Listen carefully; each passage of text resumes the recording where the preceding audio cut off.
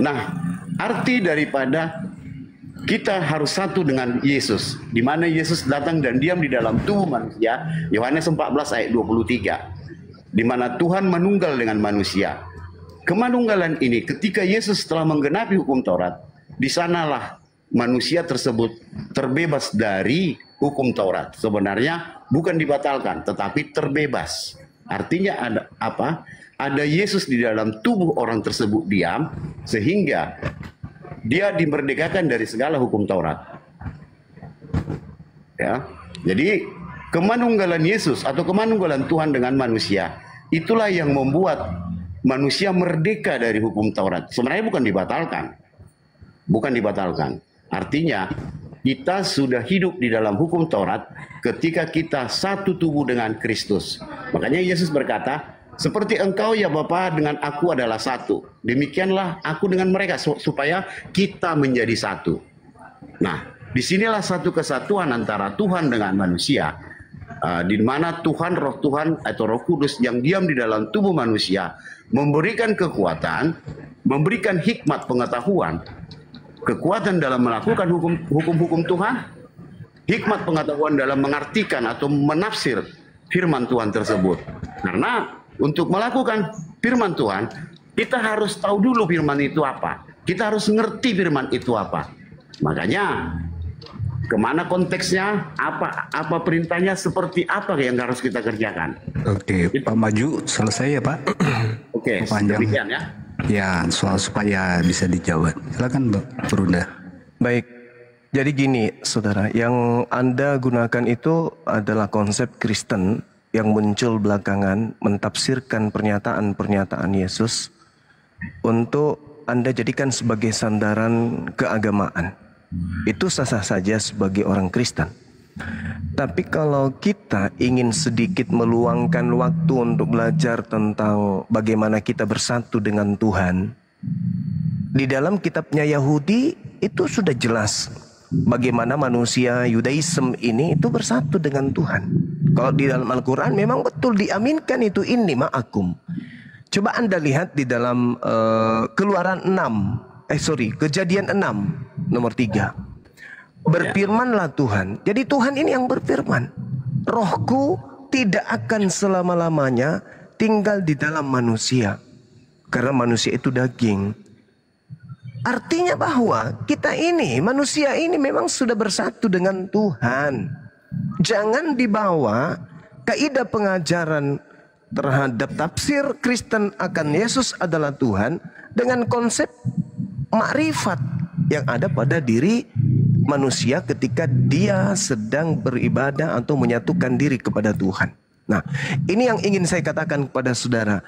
Jadi ketika berbicara mengenai hukum Taurat, hukum itu hanya mengikat Bani Israel, tidak mengikat bangsa manapun. Ketika saudara mengatakan tidak boleh dibatalkan, lantas kemudian Yesus melepaskan, bukan kayak gitu. Karena Yesus itu datang hanya untuk Bani Israel. Yesus hanya untuk kaumnya saja.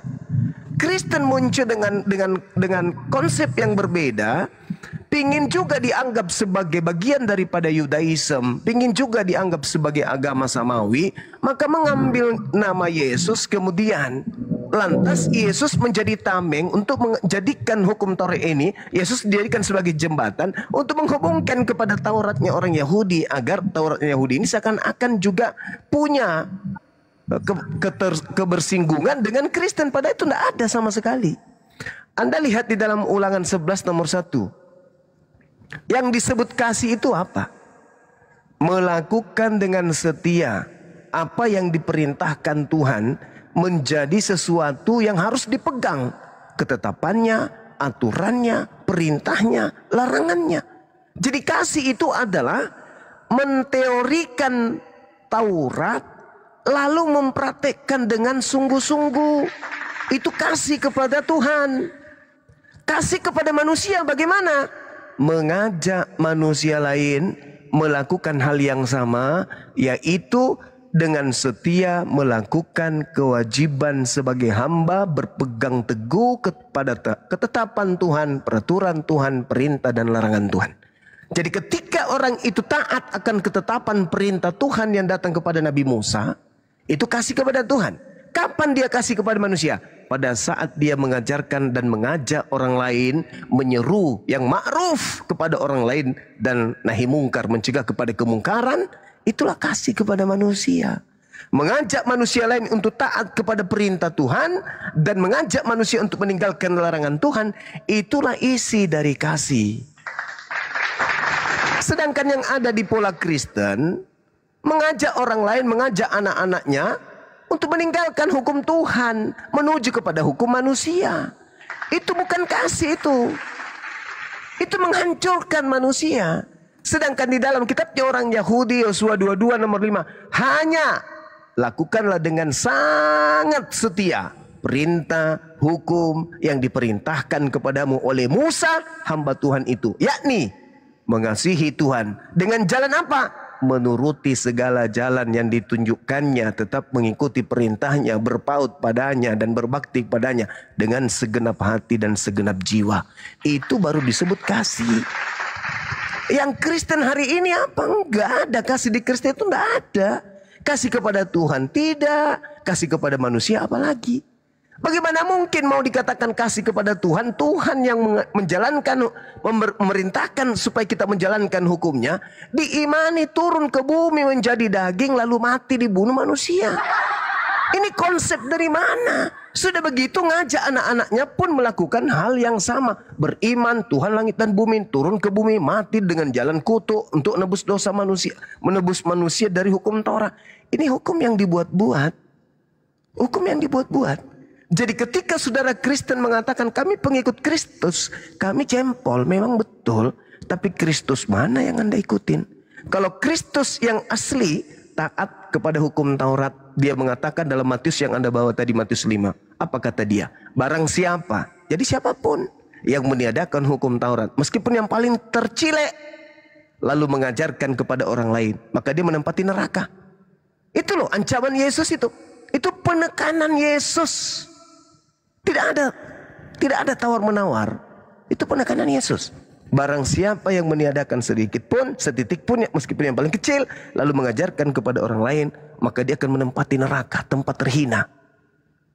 Ini yang perlu direnungkan oleh saudara-saudara saya Kristen. Jadi kasih di dalam Kristen itu tidak ada. Siapa yang mengatakan kasih dalam Kristen tidak ada? Bang Suma. Bang Suma lah yang mengatakan di Kristen itu tidak ada kasih kepada Tuhan, apatah lagi kepada manusia, jika terkait dengan keagamaan. Tapi kalau terkait dengan sosial, ya orang Kristen itu pengasih, suka kasih Indomie, kasih celana, kasih sepatu, sendal, selimut dan seterusnya. Kristen itu bisa.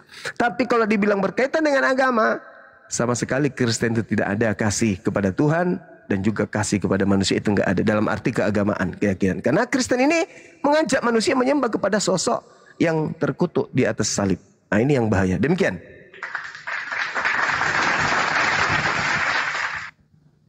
Silakan Pak Lubis. Pak Maju Lubis. Maju Lubis. Wah. Kena lagi stroke mikir, saya. Pak. Jangan Pak, saya lagi mikir. Halo, Bang Juma. Ya, halo, silakan. Ayo Bang, silakan Bang. Ya, Semangat silakan, Bang. Bang Maju Lubis. Bang Juma, Siap. saya bangga sama kamu, sama Bang Juma ya. Jadi mungkin umur saya lebih tua Bang Juma ya. Saya 72 Bang. Oh, sama kita. Bulannya kita Iya, beda. mungkin bulan kita berbeda, Masya Allah. Iya, silakan Bang, silakan. Iya. Tensinya yang beda. Enggak Bang. Sudah tua juga Pak Bang Juma ya, 53 ya Bang Juma ya. Bagi saya itu masih muda Bang. Masih muda. Oh, iya. Betul. Jadi begini Bang Juma. Silakan saudara. Tadi saya sudah sampaikan hukum kasih itu mengasihi Tuhan Allah, mengasihi sesama. Ini tidak akan pernah bisa dilakukan oleh manusia tanpa Tuhan yang melakukan dalam diri kita. Salah satu contoh, kasihilah musuhmu dan berdoa dan ampunilah, kasihilah musuhmu atau balaslah kejahatan dengan kebaikan. Ini sulit dilakukan oleh manusia. Bahkan seorang Kristen pun ini tidak akan pernah bisa dikerjakan. Ya, Seorang Kristen, bahkan pendeta yang udah gelar sarjana master atau dokter saja pun tidak akan pernah bisa dikerjakan ini, Pak Bang Juma. Kenapa? Karena perintah itu sangat sulit. Sulit sekali. Bukan gampang mengasihi Tuhan Allah dan tidak gampang mengasihi sesama. Ya, karena dalam konsep kesehari-harian saja, persoalan ekonomi yang kita hadapi saat ini aja, otak kita itu harus menipu, ya. Bagaimana kita bisa mengasihi sesama? Memberi apa yang pantas kita berikan kepada sesama kita itu satu perintah yang mustahil dikerjakan dengan akal, dengan kekuatan manusia tanpa campur tangan Tuhan. Makanya dalam akidah hukum Taurat, tak satu pun manusia yang mampu melakukan itu, Bang Juma. Tak satu pun, baik para ahli Taurat, rabi-rabinya Yahudi, itu tidak akan pernah bisa dikerjakan. Itu tidak akan pernah bisa dikerjakan. Maka dari itulah, kenapa? Kejadian 6 ayat 3, Roh Allah itu kan sudah ditarik dari dalam diri manusia. Artinya kemuliaan Tuhan yang ada dalam diri manusia, yang dulunya mampu untuk melakukan kebaikan, tidak mampu lagi. Kenapa? Karena Roh Allah itu sudah ditarik dalam diri manusia. Jadi tidak akan pernah bisa. Makanya semakin jatuh dan jatuh terus-menerus manusia itu ke dalam dosa. Nah, inilah sebenarnya yang ingin diselamatkan Yesus dengan kedatangannya ke dunia. Itu sebenarnya, itu orang Kristen yang percaya. Tetapi entah kenapa banyak juga orang Kristen yang hidupnya tidak di dalam kasih. Makanya tadi Bang Juma bilang, Kristen itu tidak pernah mengasihi Tuhan, tidak pernah mengasihi sesama. Yes, betul. Kalau dia tidak di dalam Tuhan. Benar itu yang Bang Juma katakan. Saya tidak bisa menampi itu. Saya tidak bisa mengatakan Bang Juma salah. Bukan. Karena banyak orang Kristen sekarang yang hidupnya tidak dalam tatanan kebenaran Tuhan. Benar yang Abang bilang tadi. Benar sekali itu. Makanya saya tadi ketawa ya. Ya, Bang. Jangan di-mute, Bang. Bunda Rahma, jangan di-mute, Bunda Rahma. Kemiut Bang, kemiut. Enggak.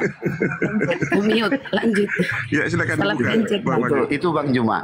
Jadi Bang Juma boleh dong istilahnya tetap juga ya Bang Juma tetap mewartakan, tetap kritisi orang-orang Kristen. Saya senang gitu loh. Saya senang Bang Juma tetap mengkritisi. Artinya supaya menjadi bahan introspeksi diri untuk orang-orang Kristen, terlebih pendeta-pendeta Kristen ya, yang pikirannya hanya untuk memperkaya diri, ya. Jadi kenapa? Karena kalau Bang Juma yang berkata lebih lugas, lebih ini, karena tidak ada intervensi ya dari luar ya. Tapi kalau jemaat-jemaat ini sungguh sulit sekali mereka mungkin enggan mengatakan ke para pendeta-pendeta ini ya sesuatu yang benar itu. Tapi kalau Bang Juma kan main gas saja kan gitu. Ya, silakan Bang Juma. Selagi mengkritisi itu boleh ya. Semua kita boleh kritisi, nggak apa-apa. Nggak apa-apa Bang Juma. Ya, saya rasa cukup untuk hari malam ini ya Bang Juma ya. Makasih Bang Juma. Sama-sama Bang, sama-sama. Tuhan Yesus memberkatimu Bang Juma. Boleh saya katakan demikian? Tuhan Yesus, Poten. Tuhan Yesus memberkatimu Bang Juma. Abang Andaku. Allahu Akbar. Ya. Abang Andaku yang baik hati ya. Sama-sama Bang. Ya. Diberkatilah anak istrimu Bang Juma. Amin. Oke, saudara, saya tanggapi apa yang disampaikan oleh saudara kita tadi sebelum diambil alih. Ya, selamat malam. Ya, aku yang menanggapi. Ya, tadi ada Bang Zuma yang mengatakan ajaran Yesus ya kasih. Ya, benar. Itu yang dibawa Yesus itu adalah kasih yang sempurna. Ya, seperti ya kita sudah tahu kalau Yesus di kayu salib itu karena kasihnya ya kepada kita manusia. Dia mau kita manusia ini diubahkan ya, yaitu tadi yang seperti Bang Lubis katakan ya. Sebenarnya simple aja ajaran itu. Ketika kamu bertanya ajaran apa sih yang dibawa Yesus, ya kasih gitu. Itu kan mah simple gitu kan. Tapi untuk menerapkannya memang begitu susah seperti kata Bang Lubis tadi ya. Jadi kasih dari Tuhan kita Yesus itu adalah kasih yang sempurna. Iya. Terima kasih. Oke, baik. Di Indonesia, setelah Indonesia merdeka, orang Kristen itu dengan lugasnya dan tanpa malu-malu mengatakan Yesus itu mengajarkan kasih. Seakan-akan Kristen masuk ke Indonesia itu dengan damai. Ini yang biasa orang Kristen tidak sadari. Agama Kristen penyembahan kepada sosok yang bernama Kristus itu ada di Nusantara ini itu melalui penjajahan, penumpahan darah, pembunuhan, perampasan, perampokan hak. Kejadian tragedi membuat anak yatim jutaan, janda menjadi jutaan jumlahnya dikarenakan adanya penjajah yang masuk dengan membawa agama Kristen. Tapi bukan itu yang menjadi tolak ukurnya. Tolak ukur kasih itu kalau Kristen ini agama kasih, maka cerminan awal yang harus kita lihat bagaimana Katolik. Bagaimana Katolik mengajarkan agamanya kepada bangsa atau wilayah yang ada di bawah kuasanya. Bagaimana gereja Katolik melancarkan aksi-aksi kemudian kepada wilayah-wilayah jajahannya. Bagaimana Katolik membumi hanguskan kemudian Torah, menghancurkan kemudian kedudukan orang-orang Yudaism pada masa Katolik berjaya di atas muka bumi ini. Karena pertama kali Kristen di dunia ini bukan yang ada di Indonesia yang ngomong-ngomong kasih, bukan. Mereka bicara manis, Yesus itu kasih sempurna. Karena dia hidup di tengah-tengah mayoritas Islam. Jangan ngomong yang saat ini di Indonesia pada saat tenang-tenang, damai sejahtera Indonesia. Habis itu dia ngomong seenak perut. Jangan. Tapi lihat cerminan awalnya. Kristen berdiri di atas pembunuhan yang sangat-sangat sakral. Pembunuhan yang begitu sakral dan sangat menakutkan. Tadi siang kita melihat bagaimana mereka percaya diri. Menunjukkan kemudian suatu adegan yang membuat kita merinding. Si Ucok gak sempat berdiri selama 24 jam karena itu kejadian. Bayangkan saja. Mereka mengarak orang gondrong, dicambuk, diapain, diludahin, ditonjok. Habis itu mereka gantung, habis itu mereka bunuh. Habis itu gempa bumi terjadi, keluar tangan dari kubur. Nisan terhambur keluar, mayat-mayat keluar jalan. Ini yang mereka anggap kasih. Oh gak bisa. Kristen berdiri atas pembunuhan. Pembunuhan kepada siapa? Pembunuhan kepada sembahan mereka sendiri. Dan Kristen satu-satunya agama yang menyembah tumbal. Menyembah, sabar. Saya berbicara sesuai dengan fakta. Bukan omon-omon jual-jualan manis-manisan di Indonesia ini, bukan. Jadi Kristen itu berdiri di situ. Ada tumbal yang mereka korbankan di atas salib. Habis itu korban ini yang menjadi Tuhan. Sedangkan sebelum ada tumbal berupa manusia, Kristus, orang Yahudi sudah banyak miliaran tumbalnya. Domba tumbalnya, sapi tumbalnya, kambing, lembu tumbalnya. Tak ada menyembah tumbal, nggak ada. Tak ada.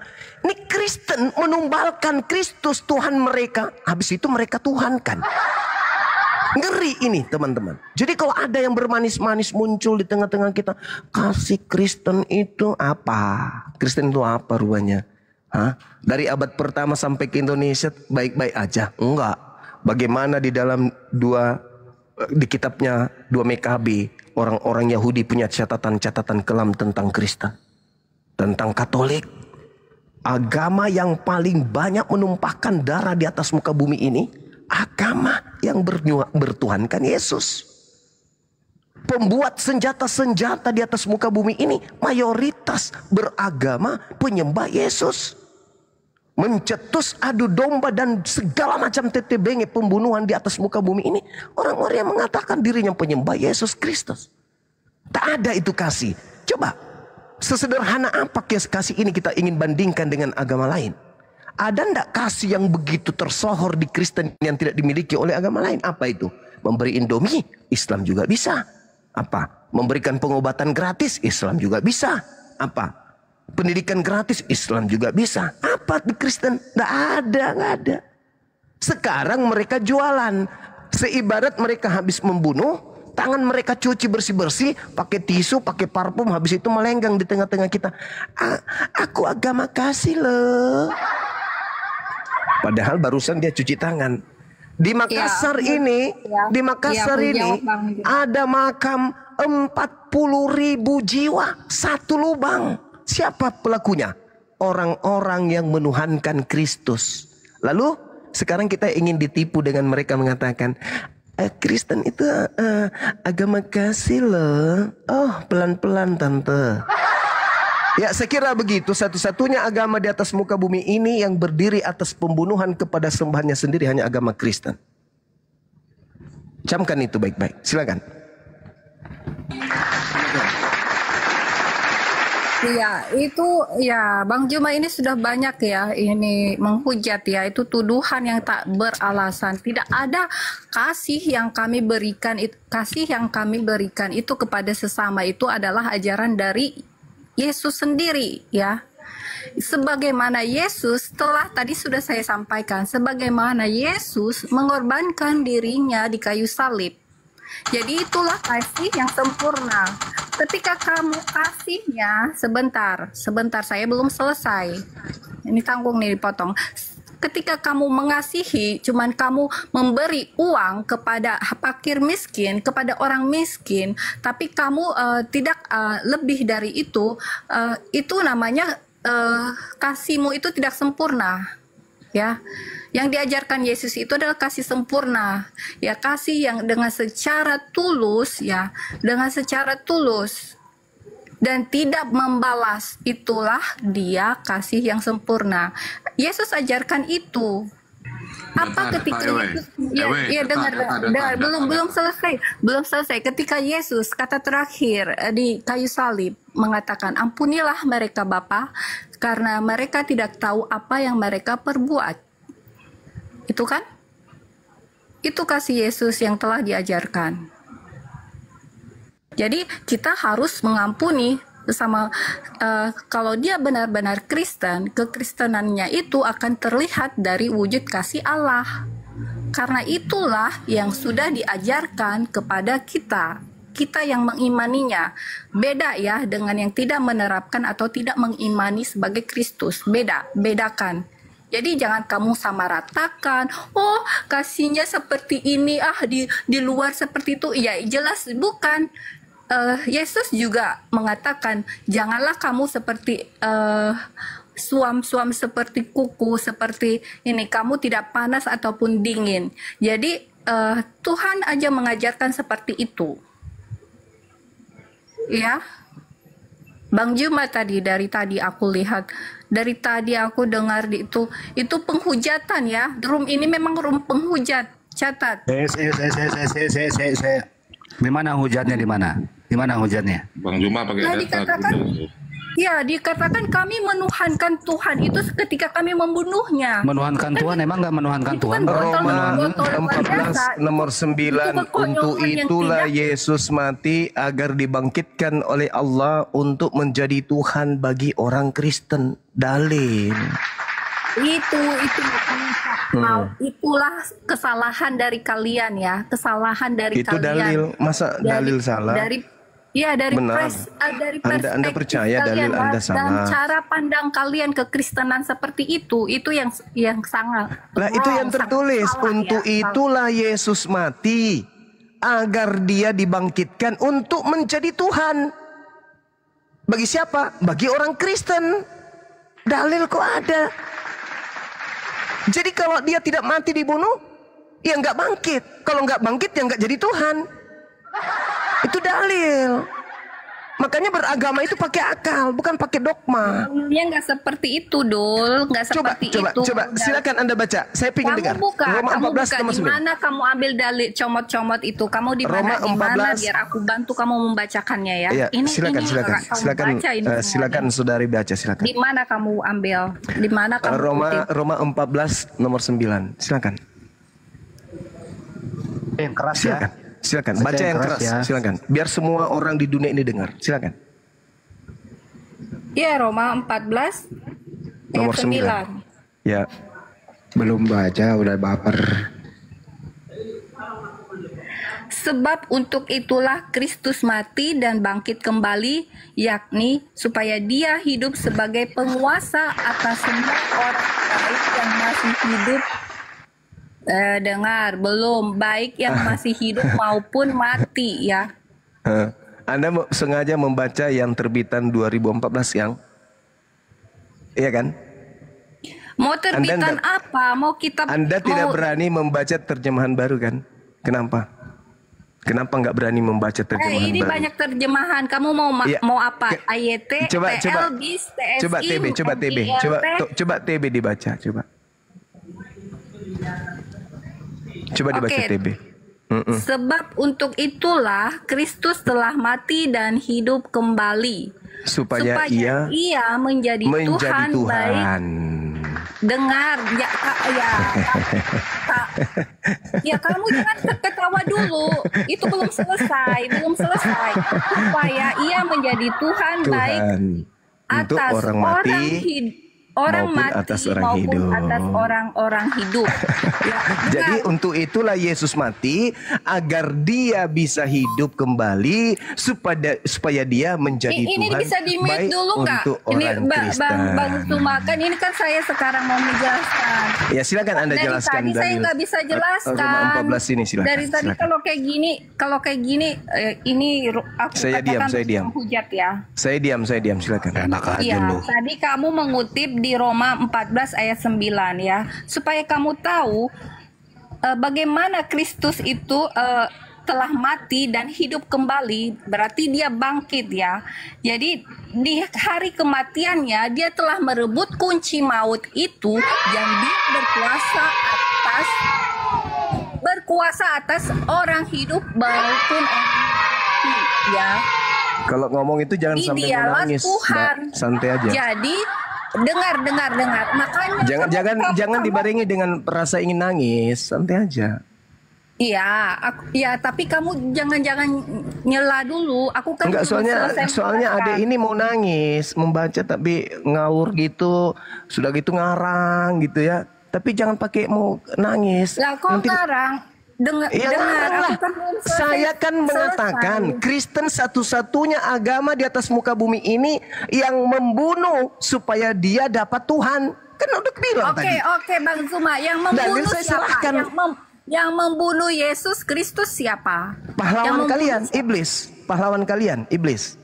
Pahlawan yang berjasa membunuh Yesus. Yang punya pahlawan iblis. Aku tidak pernah punya pahlawan iblis. Kalau iblis tidak membunuh Yesus, bangkit gak dia jadi Tuhan untuk Anda? Lah, yang mengatakan seperti itu siapa? Kalau Yesus tidak dibunuh, itu tidak ada pahlawan di situ. Lah, yang sebenarnya yang gimana ini? Gimana ini? Yang membunuh Yesus gimana ini? Cara pandang atau Apakah Yesus bisa bangkit dari kubur kalau tidak dibunuh dulu terlebih dahulu? Gimana ini? Kadang saya mau sedih juga kalau kayak begini. Justru karena jasa orang-orang yang kerasukan setan membunuh Yesus, sampai Kristen punya Tuhan yang bangkit dari kematian. Dalil Roma 14 nomor 9. Maka berterima kasihlah kepada pahlawan kalian, yaitu si Bilisisis. Gitu dong. Lanjut. Memang ada perbandingan terbalik ya antara Bang Zuma ini, cara pandangnya terbalik. Ya, karena saya gunakan akal dan saya gunakan dalil. Ya, itulah yang Nah, kamu kamu punya pakai dogma, itu, doktrin aja. tapi kamu tidak pakai iman ya. Kamu tidak ada Iman iman. itu tidak ada artinya tanpa akal, Cak Ayu. Iman yang benar adalah Tidak iman ada. yang berlandaskan kepada akal. Kata Yesus, kasihi Tuhan dengan akal, bukan dengan dogma, bukan dengan doktrin. Oke, sekarang aku tanya, yang menombak Yesus itu apa yang diperbuatnya? Apa yang dikatakannya secara tidak secara ya tidak sadar ya? Dia Iya. mengatakan apa? Apa Yang menembak Tuhan Anda itu pahlawan untuk Anda, coba nggak ditombak, nggak mati. Oke, kamu mengatakan Nah, itu gitu dong. pahlawan, tapi kami tetap mengatakan Yesus adalah pahlawan sejati. Dengar ya. Gimana ceritanya mau jadi pahlawan ketika kalau tidak itu dia prajurit kalahkan oleh sudah musuh? Menombaknya apa yang terjadi? Saudari, apa yang dikatakannya? Itu aja. saudari, Kamu nggak boleh. Yesus itu mati karena dibunuh. Akibat dia dibunuh, dia dibangkitkan. Akibat dia dibangkitkan, Kristen punya Tuhan. Siapa yang melatar belakangi itu? Si Bilis Isis. Si Bilis Isis yang merasuki Yudas, yang merasuki orang-orang Roma, yang merasuki imam kepala mahkamah agama orang Farisi, sehingga mereka sepakat membunuh Yesus. Dengan sepakat membunuh Yesus, endingnya Yesus mati, bangkitlah dia, jadi Tuhanlah buat saudara. Berterima kasihlah kepada si Bilis Isis. Hei iblis, terima kasih ya paman, berkat kamu Tuhanku ada. Coba kamu tidak membunuh Tuhanku Yesus, bagaimana mungkin kami punya Tuhan yang keluar dari kubur? Nah gitu, coba saya ingin dengar. Silakan, 1, 2, 3. Hei paman iblis, terima kasih berkatmu sampai Iya, kami kenapa sih? memiliki Tuhan bernama Yesus yang keluar dari kubur. Makasih ya iblis. Nah coba bilang gitu. 1, 2, 3. Ya, gantian ya. Ini room tidak adil. Ini di mute terus dari tadi. Gimana? Gantian, jangan memotong masalahnya. Iya. Gantian. 1, 2, 3. Coba ucapkan terima kasih kepada iblis. Makanya Silakan. udah banyak ya hujatan tadi dari Bang Zuma. Kok jadi hujatan terus sih, gimana sih? Kenapa saya selalu dituduh menghujat? Saya pakai dalil loh, Mbak. Tadi beliau ini mengatakan kalau yang sebenarnya sebagai pahlawan itu adalah yang membunuh atau yang menombak Yesus. Sedangkan yang menombak saja sudah menyerah ya. Dia saja tidak sadar, dia mengatakan, "Oh, ini sungguh benar, dia adalah anak Allah." Iya, Jangan akibat kalian daripada menolak perbuatannya, Apa yang Iya, dilakukan Yesus adalah pengorbanan sejati. Sejatinya Iya. Allah ya. Bisa nggak dia Sejatinya korban? Allah setelah aku belum selesai. Bisa tidak dia, jangan bicara sendiri. Bisa tidak dia mati tanpa ada iblis? Ayo, jawab. Bisa nggak dia mati berkorban untuk Anda tanpa ada iblis? Bisa nggak? Silakan. Saudara Tilia. Silakan saudara. Silakan. Gimana? Ini dari tadi aku di mute terus. Ini nggak adil ini. Coba ya. Coba host adil Iya, sedikit host ya. jangan di mute, host. Dengarkan pertanyaan saya ya, Dek ya, adikku yang manis, dengarkan. Bisa tidak Yesus jadi korban nebus dosa kalian tanpa ada campur tangan iblis membunuh dia, merasuki imam kepala, mahkamah agama, orang Farisi dan Yudas? Bisa nggak? Jawab. Tentu bisa lah, tentu Caranya bisa. bunuh Karena diri. Iblis di mana-mana ya, tanpa ya campur kepala apa, kepala ini, kepala itu. Dengar baik-baik dulu Bang Kepala Suma, ya. botak. Ya duduk manis dulu. Kok larinya Iya. ke kepala botak? Ke gua itu bang. Tunggu sebentar, aku kan belum menjelaskan Ya, ya. silakan. Memang yang melakukan itu adalah atas dorongan iblis. Karena iblis telah berkuasa di bumi ya. Tunggu kasih nalar kalian itu bekerja dulu, otak kalian dibuka ya. Tadi otak sudah kalian. lepas ucapan Anda. Kamu, Bang Zubat, tolong. Memang Aku iblis. belum selesai, jangan makasih. di ini dulu di iya, dipotong terus ini host. Ya aku belum Masya selesai tadi ya. Ya tentu bisa ya. Kenapa enggak? Tadi ini Bang Juma ini cuman ya terpaku di situ atau terpaku dengan tunggu, terpaku dengan eksiden atau kejadian pada waktu itu ya. Padahal sebenarnya yang berkuasa di bumi ini telah Tuhan melihat itu adalah kuasa maut ya. Adapun si iblis ini berkuasa apa saja dia tentu bisa tanpa campur tangan. Tadi Yudas tanpa campur tangan bisa. Jadi Karena dalam hal ini iblis pahlawan kan? Di situ baca lagi ya, itu ada dalilnya, karena perlawanan kita ini adalah roh iblis, roh Ya, jahat. jadi iblis ini pahlawan untuk Kristen kan? Bukan pahlawan. Itu dari Lah tadi kalau aku sudah tanpa katakan, iblis Yesus tidak mati. perspektif Anda yang salah memandang itu adalah pahlawan itu iblis. Sedangkan iyalah, kami pahlawan lah. mengatakan pahlawan itu tetap Allah sejati. Itu adalah pahlawan sejati, yaitu Allah Yesus. tidak membunuh Yesus. Apakah Allah membunuh Yesus? Tidak ada Allah di situ. Siapa pembunuhnya? Siapa? Yang membunuh Yesus itu iblis. Maka dari itu yang Nah, maka dari itu pahlawan itu iblis. Itu yang kau siapa sebut. yang menerima hadiah dari karya iblis? Siapa? Thank you, Bun. Masya Allah. Siapa bilang itu karya iblis? Itu adalah semua karya Allah. Berarti Allah yang membunuh Yesus. Tunggu. Aku katakan ya, orang sebagai pemenang itu bukan berarti dia itu harus dia sebagai pemenang itu tidak harus dia itu Saudariku, saudariku pemenang yang itu. cantik, apakah Allah yang membunuh Yesus atau iblis yang membunuh Yesus? Ya yang membunuh Yesus ya iblis, bukan iblis ya dengan dorongan iblis. Ya memang manusia itu dengan dorongan